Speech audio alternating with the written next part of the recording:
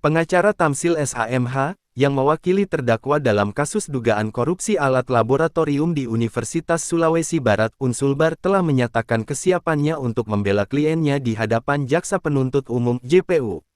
Beliau menegaskan keyakinannya bahwa kliennya akan dibebaskan dari segala tuntutan hukum, dengan alasan bahwa yang terjadi hanyalah kesalahan administratif, bukan tindak korupsi yang disengaja. Sidang lanjutan yang akan diadakan di Pengadilan Negeri Mamuju pada Senin, tanggal 25 Maret tahun 2024, diharapkan akan mendengarkan tuntutan JPU. Saksi ahli dari Lembaga Kebijakan Pengadaan Barang dan Jasa Pemerintah LKPP, Yuda Kandita, serta saksi ahli hukum pidana, Mahrus Ali, telah memberikan keterangan yang mendukung argumen bahwa kesalahan administratif tidak seharusnya dianggap sebagai tindak korupsi. Dalam kasus ini, 4 orang telah ditetapkan sebagai terdakwa, termasuk mantan Rektor Unsulbar Aksan Jalaluddin, Wakil Rektor 2 Anwar Sulili, pejabat pembuat komitmen PPK Muslimin, dan rekanan proyek Victoria Marinton. Kejaksaan Tinggi Sulselbar juga telah melaporkan kerugian negara sebesar 8,1 miliar rupiah akibat kasus tersebut.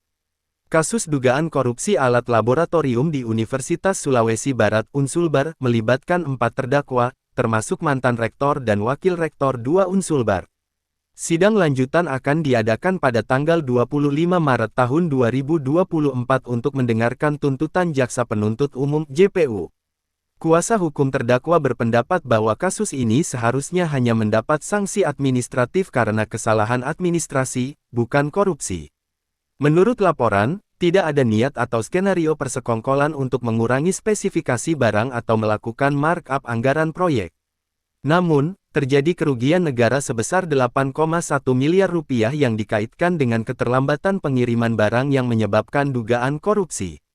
Saksi ahli pengadaan barang dan jasa, Yuda Kandita, menegaskan bahwa tidak semua kesalahan administrasi harus dipidana, menyarankan bahwa kesalahan administratif seharusnya tidak menghentikan proses pembangunan di Sulbar. Kejaksaan Tinggi Sulawesi Barat Sulbar telah menemukan bukti awal yang menunjukkan adanya indikasi permufakatan jahat dalam proses pengadaan alat laboratorium ini, yang menambah kompleksitas kasus tersebut. Berdasarkan informasi yang diperoleh dari penyelidikan oleh Kejaksaan Tinggi Sulawesi Barat Kejati Sulbar, terdapat bukti awal yang menunjukkan adanya indikasi permufakatan jahat dalam proses pengadaan alat laboratorium di Universitas Sulawesi Barat Unsulbar. Penyidikan ini melibatkan keterangan dari berbagai pihak, termasuk Rektorat Unsulbar, pejabat pembuat komitmen PPK Fakultas, tim pengadaan, peserta lelang, pelaksana pekerjaan, vendor, dan distributor alat laboratorium, dengan total lebih dari 50 orang yang telah dimintai keterangan.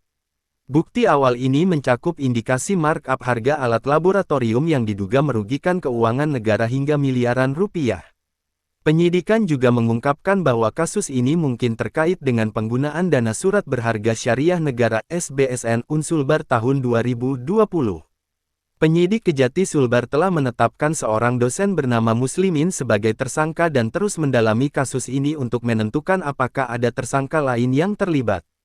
Yuda Kandita adalah seorang profesional di bidang pengadaan barang dan jasa yang memiliki pengalaman luas sebagai konsultan, pelatih, dan penasihat proyek.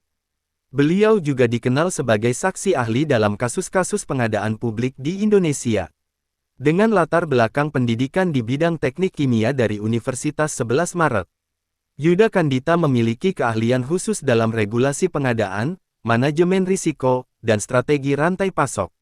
Beliau aktif memberikan pelatihan dan bimbingan teknis terkait pengadaan barang dan jasa, serta sering terlibat dalam memberikan pendapat ahli di pengadilan. Berikut adalah kronologis dari kasus dugaan korupsi alat laboratorium di Universitas Sulawesi Barat Unsulbar. Awal penyelidikan. Penyelidikan dimulai ketika ditemukan adanya ketidaksesuaian dalam pengadaan alat laboratorium di Unsulbar. Dugaan awal menunjukkan adanya markup harga yang mengakibatkan kerugian keuangan negara.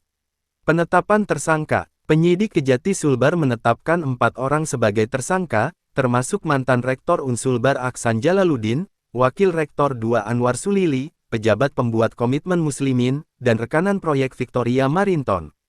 Pengembalian kerugian negara. Victoria Marinton, Direktur PT Virtual Interkomunika (VIC), dan salah satu tersangka, mengembalikan uang hasil korupsi sebesar 2 miliar rupiah ke penyidik Kejati Sulbar.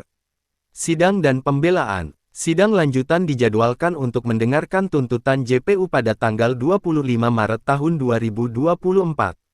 Kuasa hukum terdakwa menyatakan bahwa kasus ini hanya melibatkan kesalahan administratif, bukan korupsi yang disengaja.